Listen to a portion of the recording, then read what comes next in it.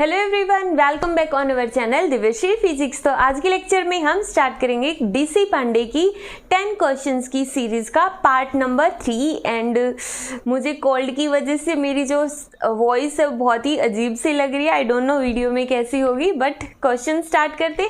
और question start करने से पहले वही हमारा डेली का रूटीन, जो भी हम न्यूमेरिकल सॉल्व करने से पहले करते, कुछ अफर्मेशंस बोलनी है। देखो, इन अफर्मेशंस का इम्पैक्ट हमारे माइंड पे बहुत ज़्यादा पड़ता है। जब हम चीज़ों को बोलने लगते हैं ना, तो वो कहीं ना कहीं हमारी जो ब्रेन है उस तरह से रिएक्ट करता है। बोलना है क्या, आराम से बिल्कुल प्यार से बैठ के आंखें बंद करनी है, आंखें बंद करो, खोलनी है खोलो, और बोलो कि न्यूमेरिकल्स बहुत आसान होते हैं और हम सारे न्यूमेरिकल्स सॉल्व कर सकते हैं। और जो नहीं होंगे उनको हम धीरे धीरे सीख जाएंगे, कोई प्रॉब्लम की बात नहीं है। तो न्यूमेरिकल्स बहुत आसान है, ठीक है। और स्माइल करो और क्वेश्चंस को स्टार्ट करो, ठीक है। तो क्वेश्चन नंबर 21 क्वेश्चन के अंदर इन्होंने ये क्वेश्चन यहाँ पे शो किया गया, ये दिया हुआ है। तो यहाँ पे इन्होंने दे दिया फर्स्ट क्वेश्चन में, मीन्स 21 में वेलोसिटी, और वेलोसिटी को इन्होंने दिखा दिया है a T square plus B T plus C, ठीक है। वेलोसिटी को इस तरह से इन्होंने शो किया है। और उसके बाद इन्होंने क्या कहा है कि what are the dimensions of A B and C. A B C के डायमेंशन बताने, तो बहुत ईजी है, मतलब इसको एक चैलेंज की तरह लो। क्या हम इस क्वेश्चन को सॉल्व कर सकते हैं? कर सकते हैं, बिल्कुल कर सकते हैं। अगर नहीं होगा तो भी क्या बात हो गई, ये बोल तो सकते हैं कि यस हम क्वेश्चन सॉल्व कर सकते हैं। एटलीस्ट हम अपना 100% देने वाले इस क्वेश्चन के ऊपर, तो ट्राई करें। देखो यहाँ पे इन क्वेश्चंस को सॉल्व करने के लिए क्वेश्चन इंपॉर्टेंट नहीं है, कॉन्सेप्ट इंपॉर्टेंट है। तो क्वेश्चंस की प्रैक्टिस करते जाओ, कॉन्सेप्ट क्लियर होते जाएंगे। तो कॉन्सेप्ट देखो, कॉन्सेप्ट ये होता है कि जो लेफ्ट हैंड साइड के अंदर जो भी फिजिकल क्वांटिटी लिखी हुई है उसका डायमेंशनल फॉर्मूला लिख लो। वेलोसिटी का डायमेंशनल फॉर्मूला क्या होता है? m0 l t-1, ठीक है। लेफ्ट साइड में एक ही टर्म है और उसका डायमेंशनल फॉर्मूला लिख लिया। अब राइट साइड में तो बहुत सारी टर्म्स हैं, तो बहुत सारी टर्म्स हैं, तो इनमें से हम हर एक टर्म को सीक्वेंस वाइज लेते, बारी बारी से लेते हैं। तो सबसे पहले नंबर आता है इस टर्म का, तो इस टर्म का डायमेंशनल फॉर्मूला लिखो। एक को तो हमने निकालना ही है, टी स्क्वायर का डायमेंशनल फॉर्मूला हो गया टी का स्क्वायर। यहाँ पर हमें एक का डायमेंशनल फॉर्मूला निकालना है, तो ए का डायमेंशनल फॉर्मूला हो जाएगा m0 l t-1, और ये टी स्क्वायर चला गया इसके डिवाइड में, तो फॉर्मूला क्या बन गया l t-3, ये आ गया ए का। तो कॉन्सेप्ट यही है, राइट साइड में जितनी भी टर्म्स हो, अगर वो ऐड की हुई है या फिर सब्ट्रैक्ट की हुई है, तो इंडिविजुअली उनका डायमेंशनल फॉर्मूला लेफ्ट साइड में जो भी टर्म है उसके डायमेंशनल फॉर्मूले के इक्वल होगा। समझ आया? मतलब बहुत ईजी है, बहुत ही ईजी है, आसान है, बहुत आसान है। क्या कॉन्सेप्ट है, रिपीट करना है मेरे साथ दोबारा से, कि लेफ्ट साइड का जो भी टर्म है उसका डायमेंशनल फॉर्मूला राइट साइड में जितनी भी टर्म्स है जो एडिशन में लिखी हुई है या सब्ट्रैक्शन में लिखी हुई है, उन टर्म्स को इंडिविजुअली उठाओ और लेफ्ट का डायमेंशनल फॉर्मूला राइट के डायमेंशनल फॉर्मूले के इक्वल होगा। सिंपल, सीधी सी बात में बोल दो, इसका डायमेंशनल फॉर्मूला इसके भी इक्वल होगा, इसके भी इक्वल होगा और इसके भी इक्वल होगा। सिंपल, बहुत आसान है, ठीक है। अब देखो सेकंड टर्म का उठाओ, तो वेलोसिटी का तो वही रहेगा b और t। b का निकालना है m0 l t-1 और divide by t means time, तो कितना आ गया l t-2, और ये आ गया हमारे पास b का डायमेंशनल फॉर्मूला। और सिमिलरली c का, c तो यह डायरेक्ट इक्वल है ना, तो डायरेक्ट इक्वल है, तो c का तो डायरेक्ट ही वेलोसिटी वाला हो जाएगा l t-1। और क्वेश्चन सॉल्व, तो हमारा इसका आंसर आ जाएगा ऑप्शन नंबर ए। तो इजी क्वेश्चन था ना, बहुत इजी था। तो रिलैक्स, और जिन्होंने क्वेश्चन कर दिया खुश हो जाओ कि हाँ, अपने आप को शाबाशी दो कि मैंने एक क्वेश्चन सॉल्व कर दिया। और जिनसे नहीं हुआ वो इस क्वेश्चन को बस समझ लो और बोलो कि तुझसे नेक्स्ट टाइम मिलते हैं हम, ठीक है, नेक्स्ट टाइम तुझे सॉल्व करेंगे, ठीक है। नेक्स्ट क्वेश्चन ट्राई करते हैं। तो नेक्स्ट क्वेश्चन ट्राई करो। 22. The square root of product of inductance and capacitance has a dimension of। अब देखो जो ये 22 क्वेश्चन है ना, अगर तो इस क्वेश्चन को सॉल्व कर रहे हो और +2 पास कर चुके और नीट के लिए इस वीडियो को देख रहे हो, तब तो ये 100% सॉल्व हो जाएगा।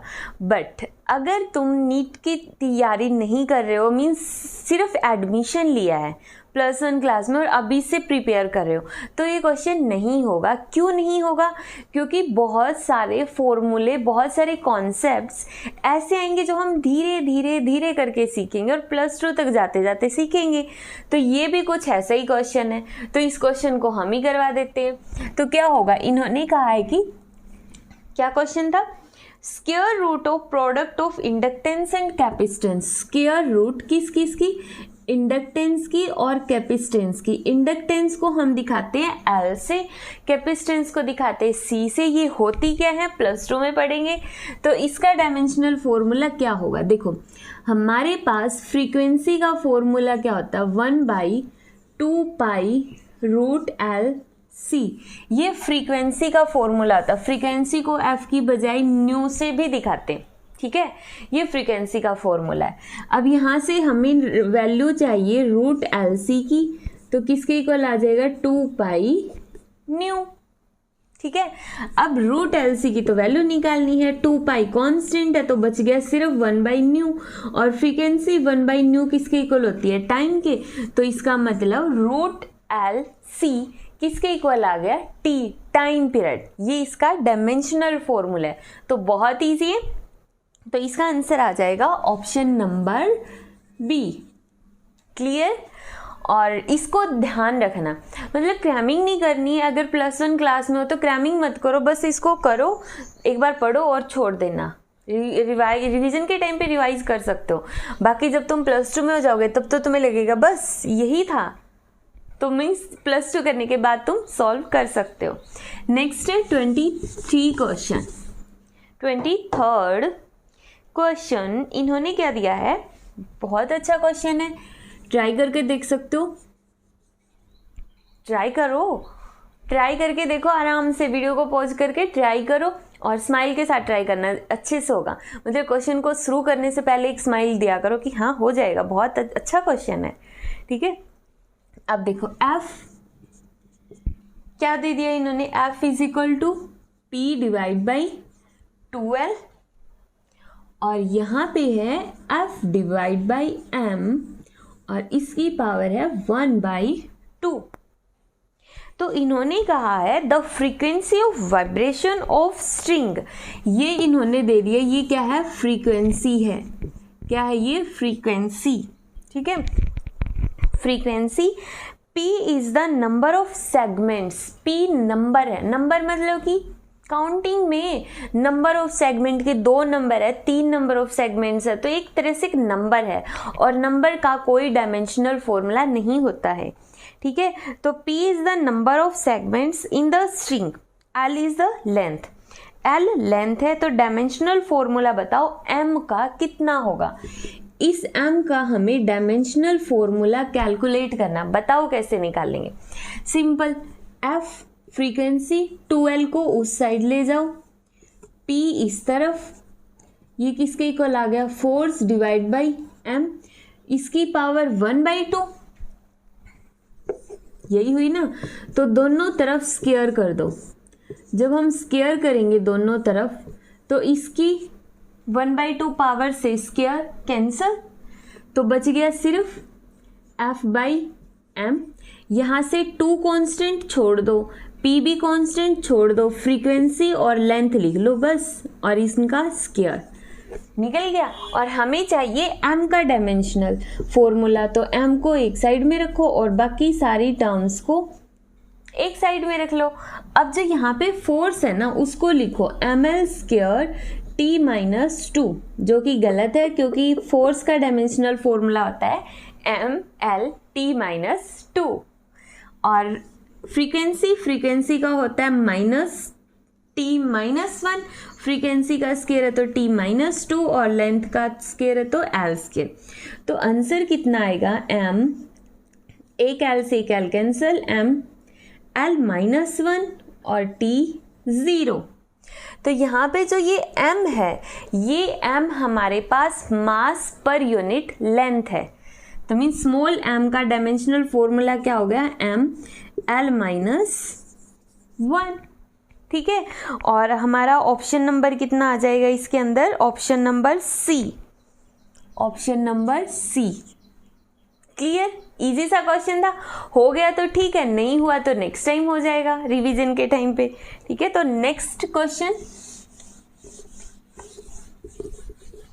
इजी क्वेश्चन है, बहुत इजी है, और जिसको इजी नहीं लग रहे दोबारा रिवाइज कर लेना इन क्वेश्चंस को, फिर तो पक्का इजी लगेंगे। ठीक है, बस समझो ध्यान से, कॉन्सेप्ट क्लियर करो अपने। 24th question, the number 2.745 and 2.735 2.735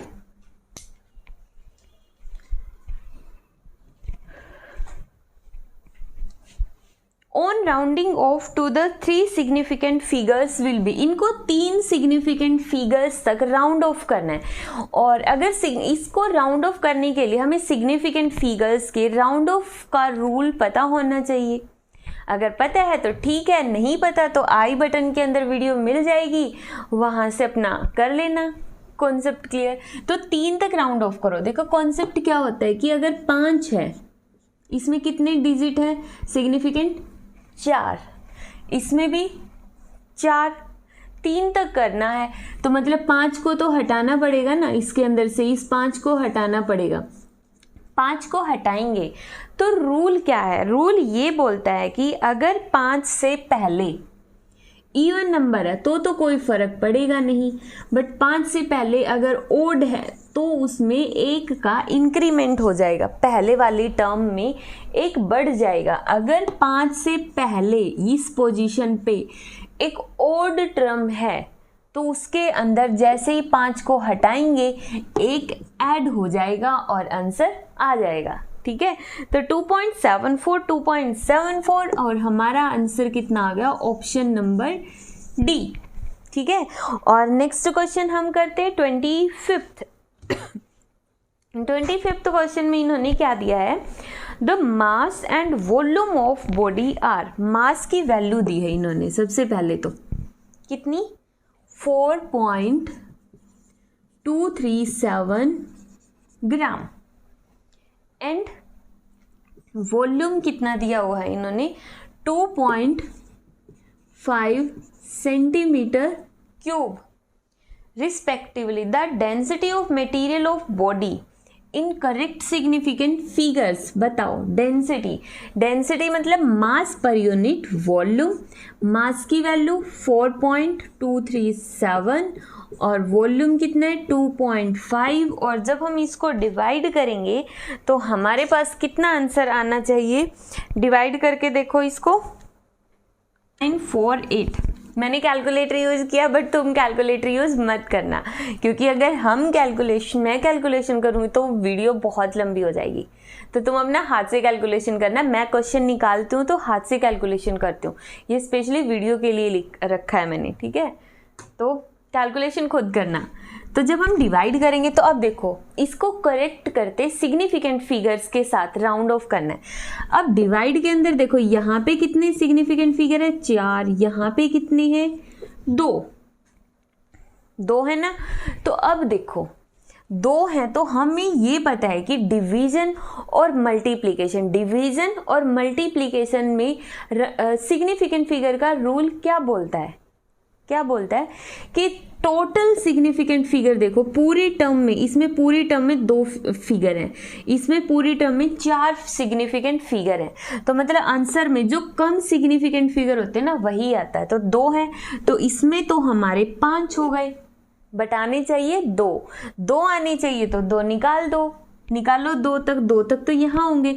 but ये देखो हम 9 ड्रॉप कर रहे तो ये पहले वाले टर्म में एक ऐड करके आंसर दे देगा 1.7 और ग्राम पर सेंटीमीटर क्यूब।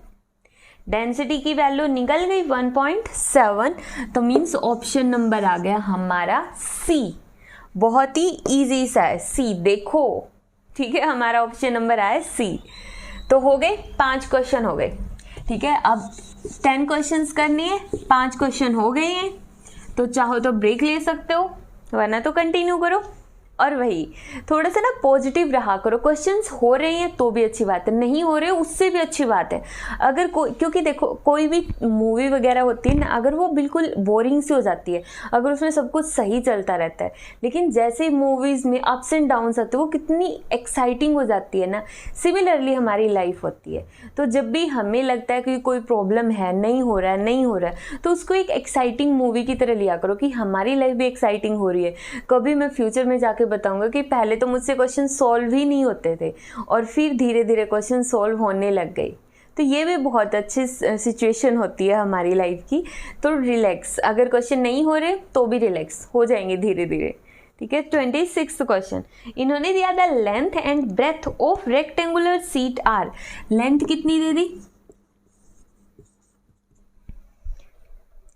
16.2 सेंटीमीटर और ब्रेथ कितनी दे दी 10.1 centimetre. The area of sheet in appropriate significant figures and the error is. बताओ कितना होगा, क्या बोला है इन्होंने, लेंथ और ब्रेथ। बहुत इंटरेस्टिंग क्वेश्चन है सच्ची में, बाय गॉड बहुत ही ज़्यादा इंटरेस्टिंग क्वेश्चन है। थोड़ा सा लेंथी होगा बट बहुत अच्छा क्वेश्चन है। स्टार्ट करें। देखो इन्होंने बोला है एरिया, ठीक है, एरिया ही निकालना ना, एरिया ऑफ सीट का एरिया। अब हमें पता है लेंथ इंटू ब्रेथ होती है। अब इन्होंने कहा है एरर के साथ बताओ, मतलब हमें एरर भी पता होना चाहिए। तो सबसे पहले तो हम एरिया सिंपल निकाल लेते हैं। देखो इस तरह के क्वेश्चंस का ना एक पैटर्न होता है, तो एक तरह से इस पैटर्न को समझना है बस, हमें क्वेश्चन नहीं समझना है, पैटर्न समझना है, कॉन्सेप्ट क्लियर होगा हमारा, एक और नया कॉन्सेप्ट क्लियर होगा, ठीक है। तो सोच के चला करो। देखो अगर फिजिक्स में ना 3000 4000 कॉन्सेप्ट भी है, अगर हम एक एक कॉन्सेप्ट क्लियर करते चलेंगे कभी तो सारे कॉन्सेप्ट क्लियर होंगे। तो कॉन्सेप्ट पे फोकस करो। क्वेश्चंस 3-4 हज़ार नहीं है, क्वेश्चंस तो इनफाइनाइट है, कभी खत्म नहीं होंगे। कोई भी बंदा ऐसा नहीं होगा जो बोल देगा मुझे सारे क्वेश्चन आते। क्वेश्चन तो क्या पता कहाँ से किस तरह से घुमा के दे दिया जाए। तो क्वेश्चंस कभी क्लियर नहीं होते, क्वेश्चंस कभी हमारे सारे नहीं होते हैं। कॉन्सेप्ट क्लियर करना जरूरी होता है बस। तो कॉन्सेप्ट क्लियर करते इस क्वेश्चन का भी। देखो सबसे पहले हमें लेंथ इंटू ब्रेथ निकाल लेनी है। कितना आ गया 16.2 इंटू 10.1 मल्टीप्लाई कर दो। देखो इसके साथ 0.261 तो कितना आ गया 263 ये आ गया। तो कितना 163.62 सेंटीमीटर का स्क्वायर। अभी तो हमने भी बोर्ड पे कैलकुलेशन कर दी है ना। चलो देखो एरिया हमने निकाल लिया। अब हमने एरिया तो निकाल लिया बट हमें बताना है एरर। अब बोलोगे कि इसमें तो एरर दिया ही नहीं है, बट एरर दिया है। कहाँ दिया है, ये बोल रहे हैं कि लेंथ सेंटीमीटर में है, मतलब हमने मीटर स्केल से मेजरमेंट की है। पता चला मीटर स्केल से मेजरमेंट कर रहे हैं हम। और अगर मीटर स्केल से मेजरमेंट कर रहे हैं तो उसमें एरर तो होगा। कितना होगा 0.1, क्योंकि मीटर स्केल एक ही डिजिट तक मेजर कर रहा है यहाँ पे, तो 0.1 एरर इसमें। तो मतलब लेंथ में जो एरर होगा डेल एल वो होगा 0.1 सेंटीमीटर। इसी तरह ब्रेथ में भी कितना है 0.1 सेंटीमीटर। सिंपल, पॉइंट के बाद एक ही डिजिट है तो मतलब एक ही डिजिट उसमें एरर है। इस क्वेश्चन के लिए यही हो रहा है यहाँ पे, ठीक है। अगर मान लो यहाँ पे 27 समथिंग होता, 27 मतलब 0.27 होता तो मतलब उसमें एरर कितना होता है 0.01, इतना ही एरर होता है। ठीक है, तो अब देखो ये आ गया। ठीक है, अब हमें एरिया में एरर निकालना है। निकाल सकते हैं एरिया में एरर? सोच के देखो कैसे निकलेगा, ट्राई करो इसको। वही अपना ट्रेडिशनल मेथड एरिया का अंदर एरर निकालने का ये होता है। और एरिया में एरर मतलब del A by A is equal to del L by L plus del B by B. ठीक है, डेल एल 0.1, लेंथ कितनी है 16.2, ब्रेथ में एरर कितना है 0.1 और ब्रेथ कितनी है 10.1। पॉइंट से पॉइंट कैंसल, पॉइंट से पॉइंट कैंसल, और जब तुम इसको एलसीएम लेकर सॉल्व करोगे तो हमारे पास इसका आंसर कितना आएगा, मैं लिख दो डायरेक्ट, तुम इसको सॉल्व कर लेना। इसका आंसर आएगा हमारे पास 2.63 डिवाइड बाई यही वाला आएगा 163.62। जब इन दोनों का एलसीएम लोगे और सॉल्व करोगे तो हमारे पास ये आंसर आ जाएगा। पॉइंट से मतलब पॉइंट तो है ही नहीं, तो पॉइंट तो हमारा वैसे ही कैंसिल हो गया, तो ये आंसर आ गया। ठीक है, अब हमें चाहिए डेल ए चाहिए, तो डेल ए किसके इक्वल होगा मल्टीप्लाई बाई एरिया। एरिया इस तरफ चला गया और एरिया की वैल्यू है ये वाले 163.62। ठीक है, यही आ गया। पॉइंट हटाओगे तो नीचे आ गया 100, इससे ये टर्म कैंसिल, और डेल ए एरिया में एरर कितना आया 2.63 सेंटीमीटर आ गया। अब देखो ध्यान से, एरर में तो सिर्फ एक ही सिग्निफिकेंट फिगर है, 0.1 कितने सिग्निफिकेंट फिगर है, एक। इसमें भी एक सिग्निफिकेंट फिगर है, तो जो हमारा एरिया है इसमें भी तो सिग्निफिकेंट फिगर कितना होगा, एक ही होगा ना। क्यों? क्योंकि एरिया कैसे आ रहा, मल्टीप्लाई करके ही तो आया ना एरिया। तो सिग्निफिकेंट फिगर देखो दोनों में एक है, तो इसमें भी एक ही आएगा। एक आएगा तो 2.6 को राउंड ऑफ करोगे तो कितना आएगा 3 सेंटीमीटर बस। ठीक है, तो क्लियर हुआ, हो गया। चलो अब यहाँ पे डेल ए में तो हमने सिग्निफिकेंट फिगर बता दिए, बट एरिया में तो नहीं बताए थे, तो एरिया में भी निकाल लो। इसमें कितने सिग्निफिकेंट फिगर है 3, इसमें भी 3, तो हमारे आंसर में भी कितने आएंगे 3 तो 163, तो 6 ड्रॉप करना पड़ेगा, तो एक इंक्रीमेंट कर दो, कितना आ गया 164 सेंटीमीटर स्क्वायर। ये एरिया के अंदर आ गया। अब देखो लास्ट पॉइंट, बिल्कुल लास्ट लाइन है बस। हम एरिया को लिखते कैसे हैं, एरर के साथ, एरिया विद एरर। कैसे लिखेंगे एरिया विद एरर को, जो यहाँ पे हमने एरिया लिया है ए प्लस माइनस डेल ए, यही लिखते हैं। एरिया कितना 164 plus minus error in area कितना है 3, तो हमारा आंसर कितना आ गया यहाँ पे ऑप्शन नंबर ए हमारा आंसर आ गया। और ये था बहुत ही प्यारा सा, खूबसूरत सा और क्यूट सा क्वेश्चन, बिल्कुल क्यूट सा क्वेश्चन है, तुम्हारी तरह, सबकी तरह। ठीक है, बहुत ही क्यूट सा क्वेश्चन और बहुत ही इंटरेस्टिंग है। सिर्फ लेंथ दी है, ब्रेथ दी है, एरिया निकाल लो सिंपल, उसके सिग्निफिकेंट फिगर सॉल्व कर दो और फिर एरिया के अंदर एरर निकाल दो, सिंपल। और इन्होंने एरिया पूछा ही है, विद एरर हम कैसे लिखेंगे, इतना कि 164 तो एग्जैक्ट है, उसमें 3 का एरर है, या तो 3 ज़्यादा हो रहा है या फिर 3 कम आ रहा है, इतना ही। ठीक है, तो नेक्स्ट क्वेश्चन सॉल्व करते हैं, हो गया होगा। देखो एक और अच्छा सा क्वेश्चन आने वाला है, अब एक और कॉन्सेप्ट हमारा क्लियर होने वाला है। ठीक है, तो करते हैं नेक्स्ट क्वेश्चंस। इन्होंने कहा है, ये क्वेश्चन तुम्हारे खुद के लिए, और हम डायमेंशनल फॉर्मूला बहुत अच्छे से स्टडी कर चुके हैं, तो इस क्वेश्चन को तुम लोग खुद ट्राई करोगे। मैं इसका आंसर बता दूंगी, 27 का आएगा ऑप्शन नंबर सी, 27 का ऑप्शन नंबर सी आएगा।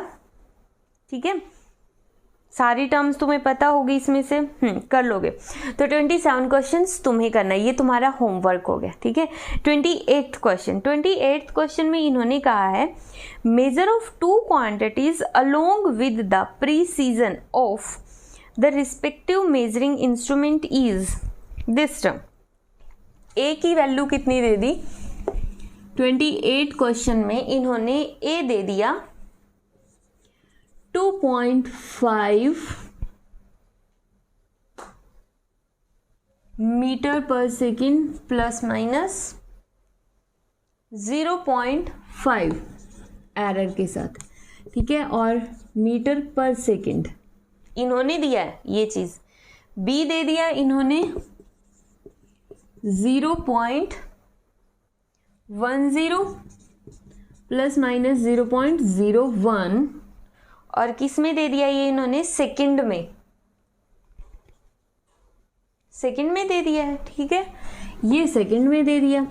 तो इन्होंने बोला ए बी बताओ, ए बी की वैल्यू बताओ। देखो ए बी की वैल्यू अगर हम बताएंगे तो कैसे बताएंगे बताओ?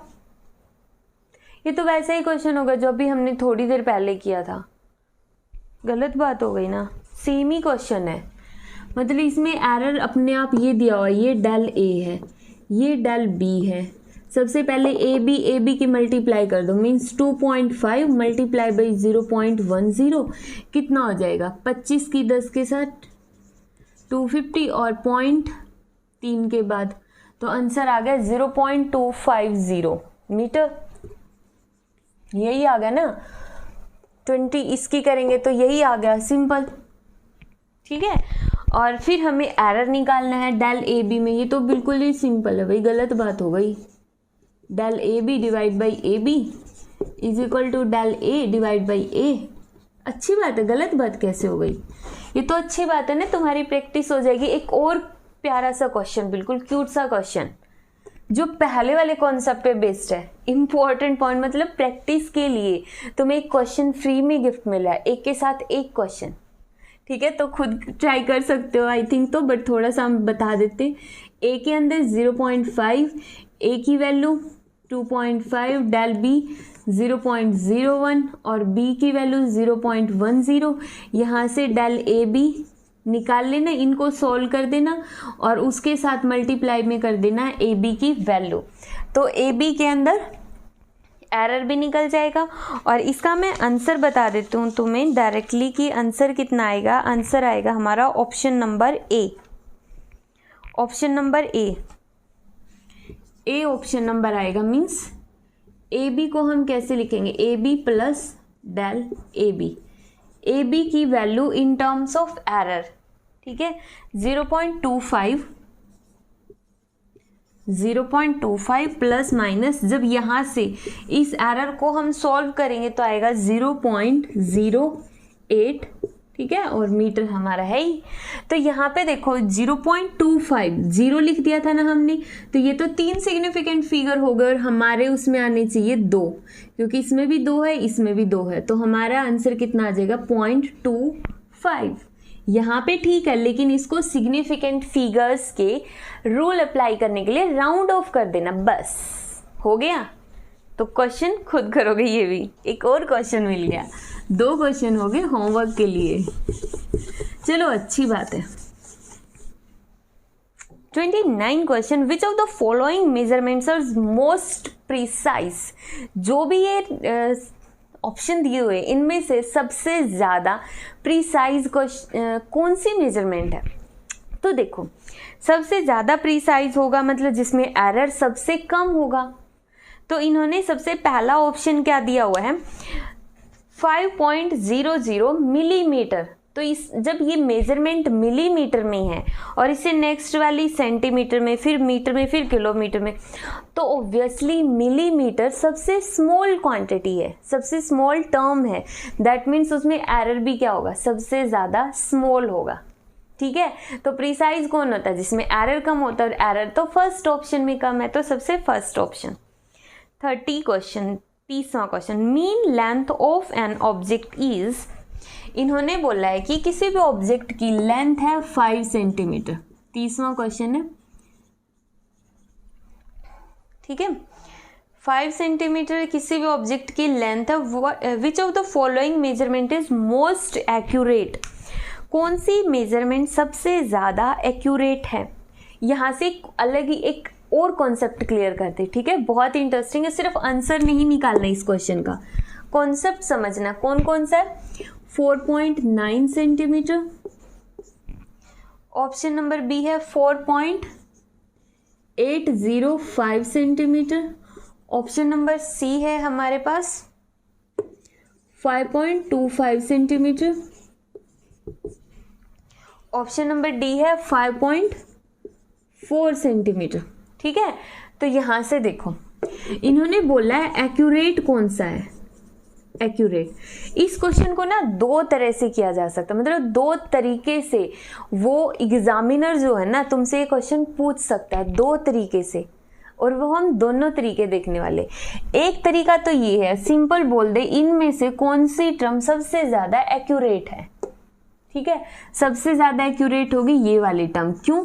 क्योंकि एक्यूरेट मतलब कि जिसमें जितने ज्यादा सिग्निफिकेंट फिगर होंगे, इसमें तो 2 ही हैं और इसमें 4 हैं, इसमें 3 हैं, इसमें भी 2 ही हैं, तो सबसे ज्यादा सिग्निफिकेंट फिगर इस टर्म में है, तो आंसर हमारा ये होगा।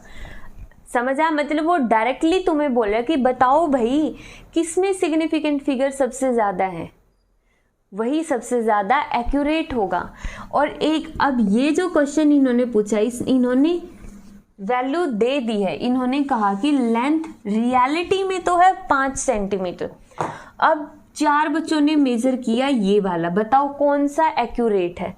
तो जिसमें एरर कम है ये तो 4.9 नज़दीक पहुंच गया ना, ये तो बिल्कुल ही, ये दूर दूर है। 5.4 तो बहुत ही दूर हो गया, ये भी बहुत पीछे रह गया, ये दोनों थोड़े नज़दीक लगे, लेकिन ये इसने भी थोड़ी ज़्यादा गलती कर दी, 2.25 तक पहुंच गया आगे, लेकिन ये बहुत नज़दीक है। तो हमारा आंसर कितना आ जाएगा? 4.9। निकाल के देख लो, सब्ट्रैक्ट करके देख लो। तो अगर ऐसे दे देना क्वेश्चन सेकंड टाइप, मतलब कि रियलिटी में ये है, मेजर ये किया हुआ, तो एरर देखो जिसमें कम एरर वो सबसे ज़्यादा एक्यूरेट। तो आज ये हमने 10 क्वेश्चंस कर लिए, आज के 10 क्वेश्चंस। और जिन्होंने क्वेश्चंस को ईमानदारी के साथ ट्राई किया, खुद को थैंक यू बोलो। ठीक है, खुद को बोलो कि वेरी गुड, हमने क्वेश्चन ट्राई कर दिए। इनफैक्ट अगर ट्राई ईमानदारी से भी नहीं, कम से कम पूरी वीडियो देख के तुमने क्वेश्चन सॉल्व तो किए, तभी खुद को शाबाशी दो कि तुमने क्वेश्चंस किए तो हैं। ठीक है, तो मिलते हैं नेक्स्ट 10 क्वेश्चंस की सीरीज में।